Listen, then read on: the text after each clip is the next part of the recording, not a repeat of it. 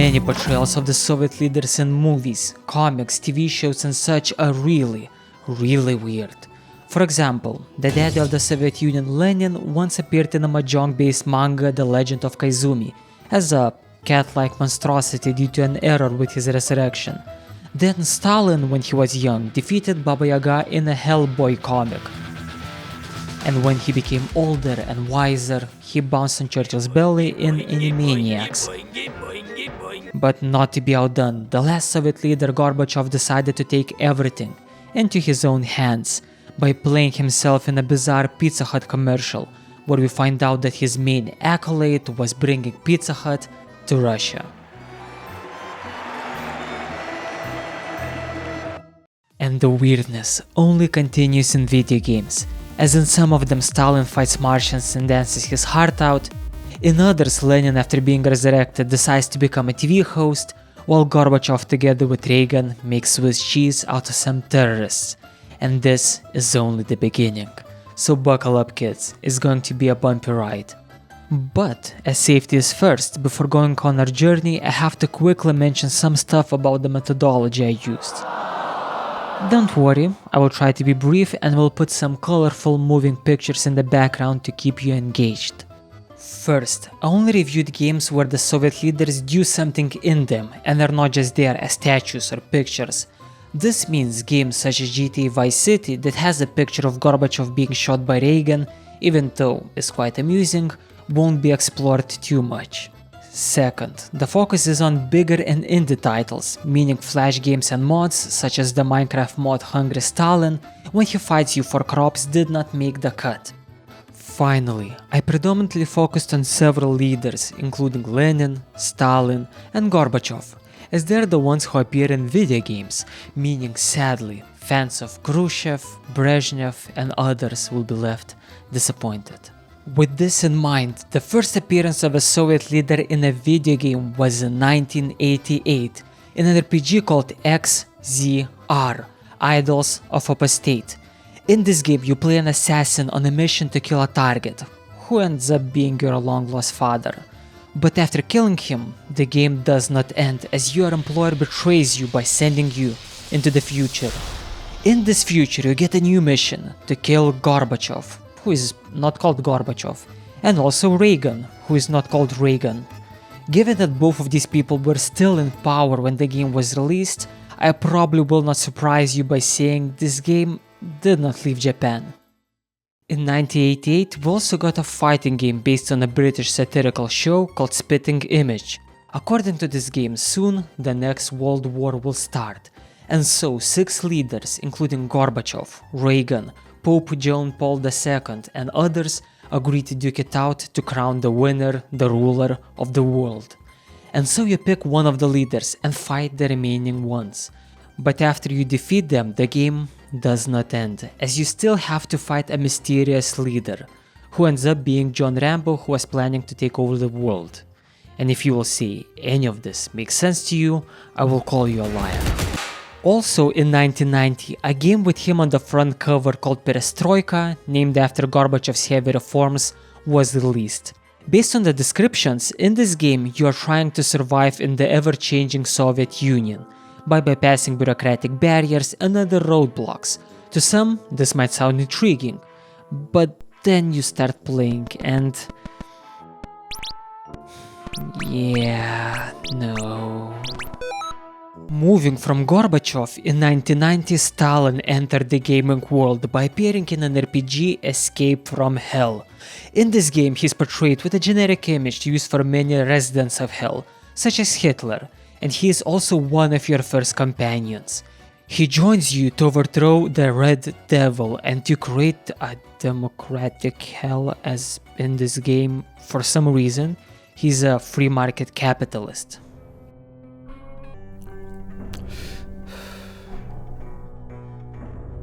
Then, in 1991, we enter the golden age of the Soviet leaders in games, which also coincides with the fall of the Soviet Union, which might have been the trigger for this trend.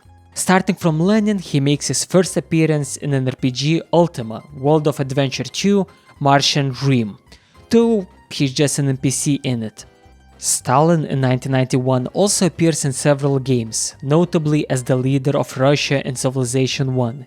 He also appears on the cover of Advanced Great Tactics, another strategy game, but he does not do much there. Then we have many appearances of Gorbachev, and if you're wondering why he's so popular, it's because Gorbimania appeared in the late 80s, early 90s when he was admired in the West due to his reforms. And starting from the more dull appearances, Gorbachev in 1990 showed up in a strategy game called Crisis in Kremlin. In this game you control him or another political figure, including Brezhnev, and try to deal with problems and crises in the Soviet Union. Also in 1991, Nintendo, after receiving a go-ahead from the Soviet embassy, released Gorby's Pipeline, Great Military Operation, a puzzle game made to strengthen ties between USSR and Japan, with Gorby's face plastered all over the place, even though he does not appear in the game itself.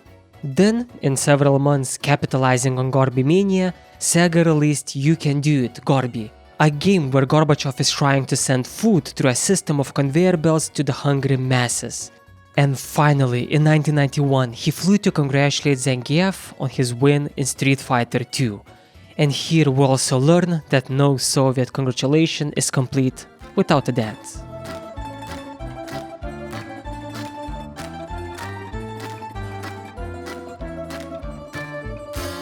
Next year, in 1992, Gorbachev also appeared in a Mahjong game as one of the people you can play against.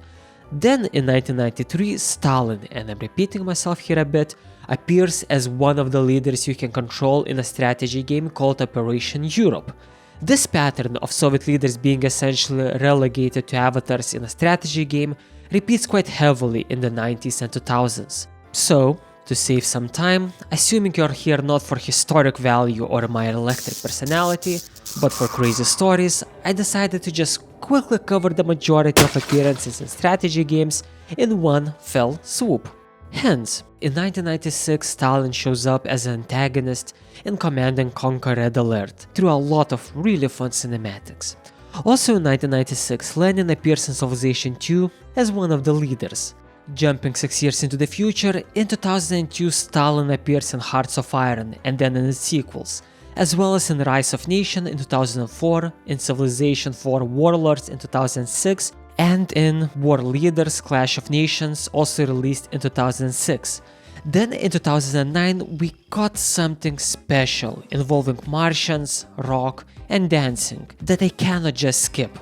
But before discussing this game, first I have to go back in time, fix all the mistakes I made in my life, but if I cannot do that, then at least cover all the non-strategy games I just skipped.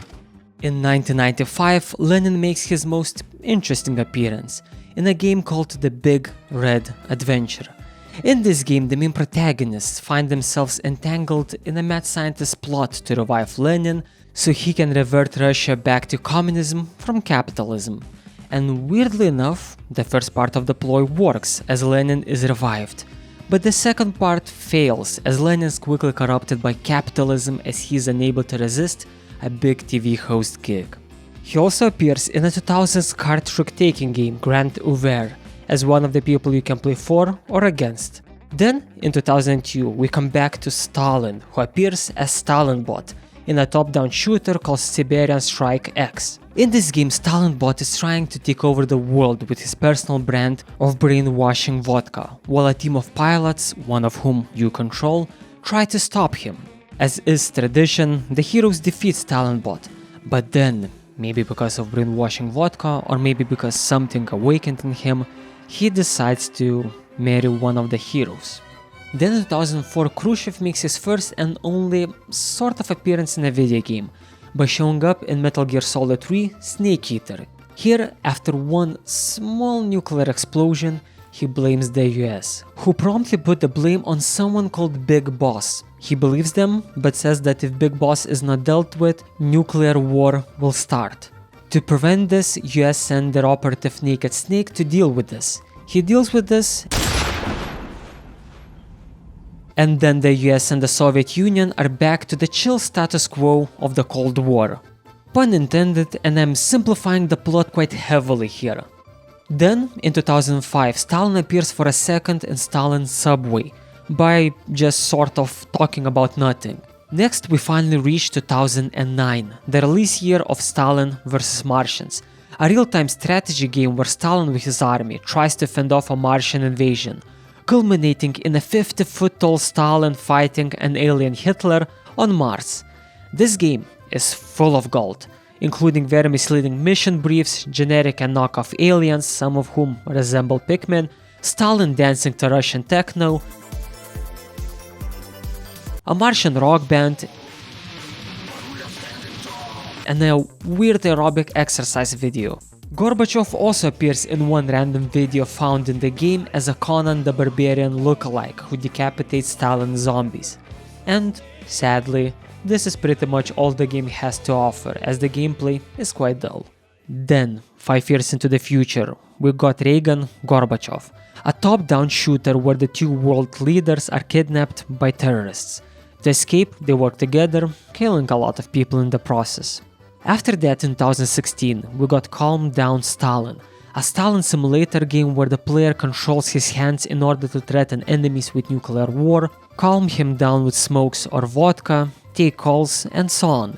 After that, in 2020, when the pandemic switches to high gear, which will likely explain some of the games I'll be covering in a minute or two, we got Gorbachev talking politics in Call of Duty Black Ops Cold War, while Stalin was shooting other world leaders in politicking, and commanding some people in Strategic Mind, Spectre of Communism. Also in 2020, we got an interesting visual novel that is bare on gameplay, but crazy-wise is another gem, as it has Stalin dancing ballet, cosplaying as a chessbuster, rapping,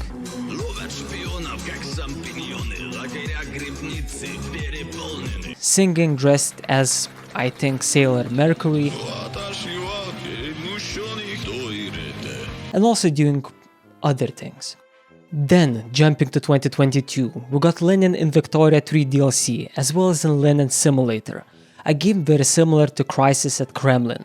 In the same year, we also got One Night with Stalin, which, even if the name suggests otherwise, is quite different to the previous Stalin game, as it's just a Slenderman shooter knockoff where you have to find anime girl pictures or Stalin will find you. In 2022, we also got Five Nights at Stalin, a Five Nights at Freddy's knockoff, where Stalin statues come back to life and try to get you. Besides that, he also appears in some other indie games, but to be honest, the majority of them just use Stalin or other famous figure for shock value rather than for plot reasons. Similarly how they use Hitler, as I discussed in another video. Plug. And that's pretty much it for the Soviet leaders in video games. What valuable lessons we'll learn from all of this beyond sharing something special? Absolutely nothing. See you next time.